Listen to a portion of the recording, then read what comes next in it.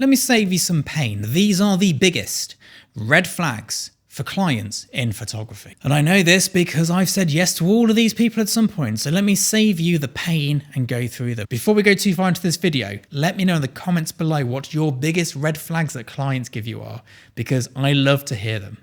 Number one, I have an opportunity for you. Now, this is a strange one because later in your career, when you're doing very well, an opportunity means we've got a bag of cash. But when you're starting out, it means you're about to get spanked. Having an opportunity for you is probably code for we want you to do something for free. There's no amount of exposure that a small brand can give you that is worth it. If a brand can give you meaningful exposure, they're so big that they have the budget to pay you. Don't fall into this trap. Don't work for exposure. If someone's got a cool idea and they come up to you and go, look, I've got this really cool idea, but look, we've only got £150. And you go, that is really cool. Then yes, collaborate. But if they want you to do it because they just need it cheap and free or whatever it may be, walk away. Number two, undefined briefs. And I'm not talking about underpants. Regularly, I will get an email and it'll say, how much would it cost for a photo shoot? How much would it cost for a day's shoot? And the problem with this is I have no idea. Like, what are we photographing? What are we shooting? And chances are you don't either. If you don't have a clear brief with visual examples, a shots list, exactly what it is we're shooting, and this, I don't understand how this keeps happening. You actually have the product available. I can't see how many shoots going. I have a conversation about this and say, and is the product currently available? No, we're still waiting on it. I'm like, right, well, should we get it first? If those things aren't in place, it is not a good shoot. That is a red flag. That is a disaster waiting to happen.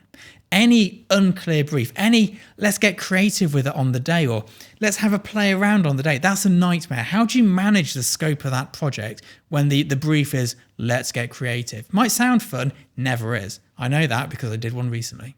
The third one is the lazy client. And this is a lot for food and products and still life people. I have a studio. If you want to shoot with me, we shoot it in my studio or a studio in London. It's the best place to shoot. Some clients want me to shoot it from their offices. Now, I will humour this and I will send them. I'll say, yes, no problem. We'll do an estimate for shooting at my place or an estimate for shooting it at your place.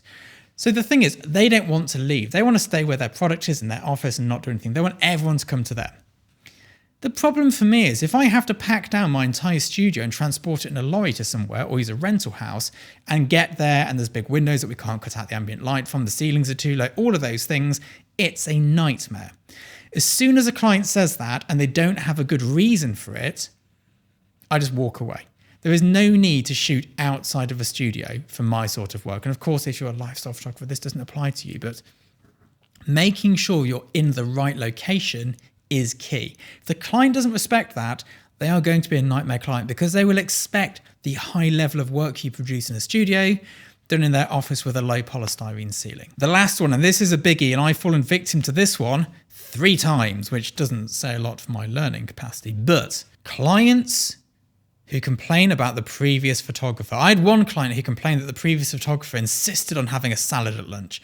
And I thought, oh, maybe they'd got all this catering in and the photographer had a hissy fit and gone, no, I want this salad now because, we can be like that when we're tired and grumpy. I've had others where they've gone, oh, the photographer was really difficult about this and that and all the others. And I'm thinking, that seems a bit unreasonable. And as soon as I've got onto the shoot, I've realised it wasn't the photographer being difficult. It was the client being unreasonable. And every time a client has badmouthed a photographer that they've used in the past, I very quickly realised why the photographer behaved in that way. And maybe they didn't behave in the best way always, but I could see their viewpoint. I could definitely, see where they were coming from. Especially like, some clients are, this last photographer was really funny about end of day times because normally we shoot an 8 till 6 day in our industry. That's normal. And, if it's 10 past 6, I'm not sweating it. But when this client was expecting me to be there till 10 o'clock at night, I suddenly realized that actually this guy wasn't being unreasonable. He just realized that this was going to be a nightmare. But there we go. Hope you enjoyed the video. I'll see you all soon. Goodbye.